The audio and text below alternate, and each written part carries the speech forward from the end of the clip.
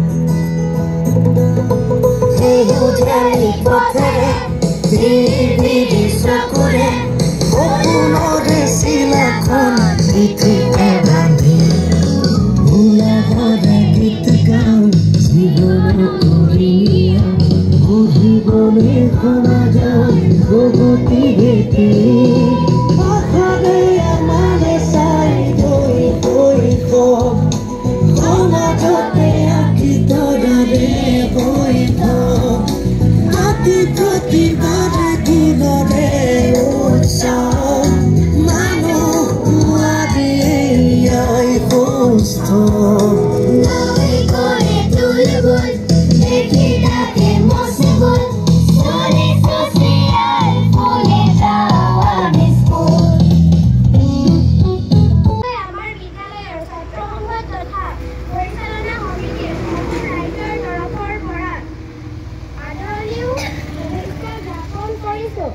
আমি বজিমূলয়ক মহোদয়ক এখনি ফুলাম গামোচাৰে আদৰণি জনাবলৈ আগবাঢ়িছোঁ।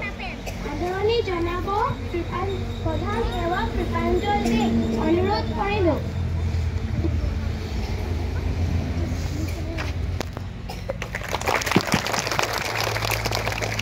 পুনৰ চৰকাৰে নিবেদিছোঁ। বাজু থাম বাইছে বাজু সস ফালে 5 বাৰ পিছফালে 5 বাৰ ঘৰুৱা পিছফালে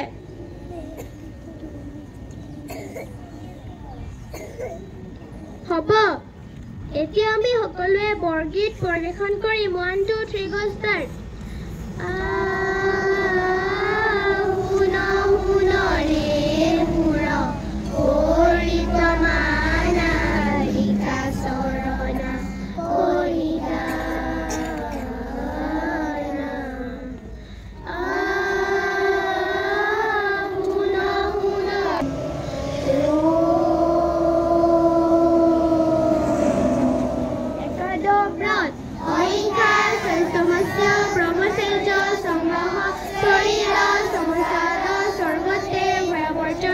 সৰ্বধৰ্মে সমানত্ব স্বদেশী স্পৰ্শভাবনা একে আদৰ্শ স্বভাবে নম্ৰতে ব্ৰত নিশ্চয়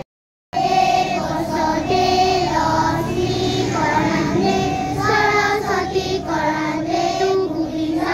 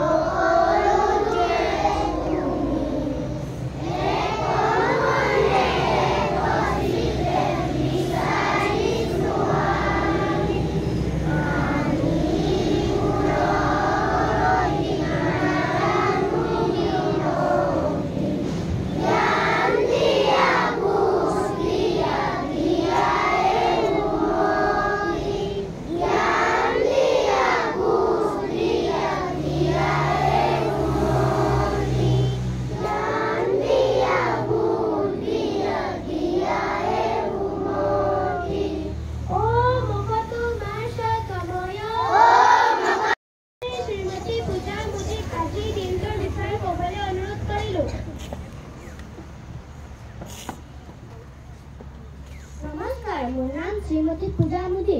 মই আজিৰ দিনটোৰ বিষয়ে কম। আজি বুধবাৰ, ইংৰাজী জানুৱাৰী মাহৰ 22 তাৰিখ।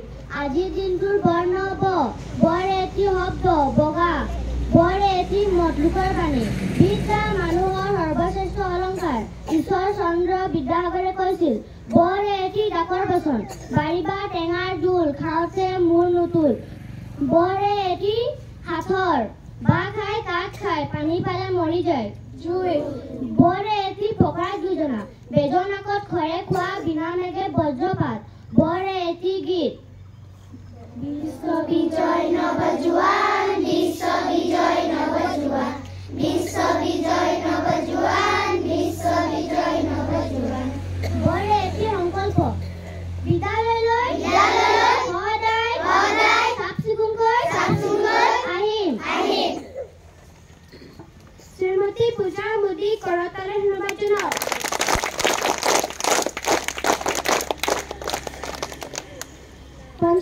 মই শ্ৰীমতী অংকিতা কৰ্মকাৰক এজন মহান ব্যক্তিৰ বিষয়ে ক'বলৈ অনুৰোধ কৰিলোঁ।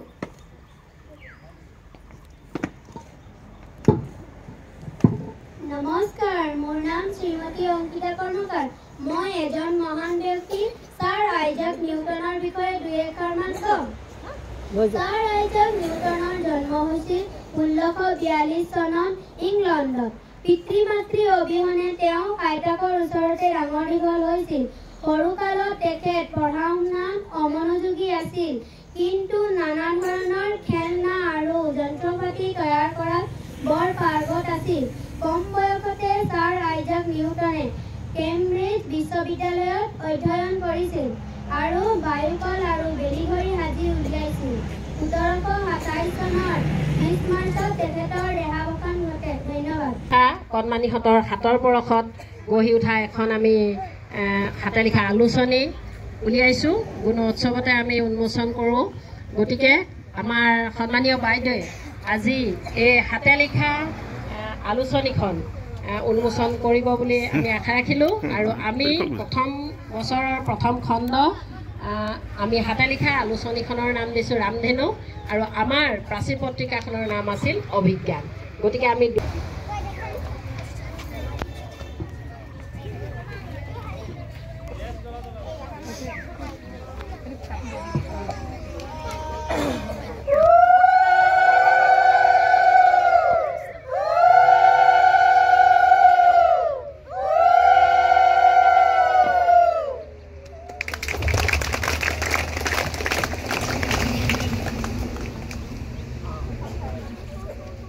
তোমালোকৰ আলোচনীখনৰ নাম হ'ল ৰামধেনু। অংকিতা কৰ্মকাৰ, পঞ্চম শ্ৰেণী। মা, মৰমৰ মা, অ' মা, মৰমৰ মাত এষাৰ দিয়া না। বহু আশা কৰিছোঁ, আছে মোৰ বাসনা, আছে মোৰ কল্পনা, দিবানে সঁহাৰি মা, জীৱনৰ বাটত যাওঁ আগবাঢ়ি। দিয়া না প্ৰেৰণা মা, তোমাৰে এই সপোন, গঢ়িবলৈ মোৰ ভৱিষ্যত, আনিবলৈ শান্তি, আছে মোৰ সাহস। ধন্যবাদ। আৰু আমি কণমানি অংকিতা কৰ্মকাৰক উজ্জ্বল ভৱিষ্যত কামনা কৰি তেওঁৰ কবিতাটোৱে পাঠ কৰি দিলোঁ। বাকী সকলোৰে আছে যিসকলে দিছে।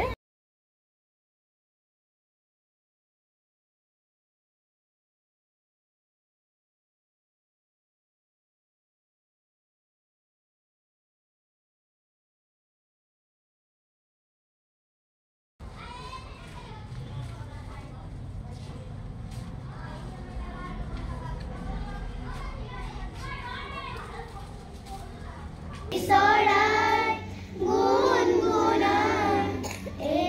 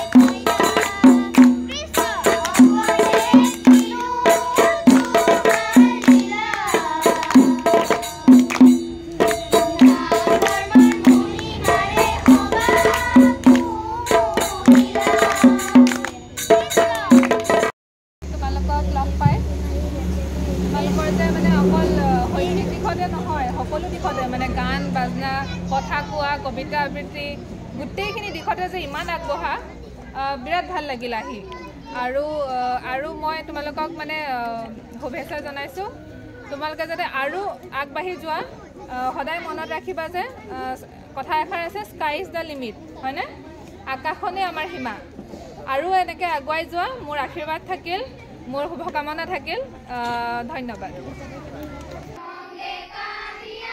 গুণোৎসৱক স্বাগতম জনাই বিদ্যালয়ৰ পতাকা এমাহৰ আগত বিদ্যালয় পৰিচালনা সমিতিৰ সভাপতিদেৱে উত্তোলন কৰিছিল আৰু শেষত আজি সন্মানীয় বহিৰ্মূল্যায়ক মহোদয়া বাইদেৱে পতাকাখন নমাই আমাক কৃতাৰ্থ কৰিছে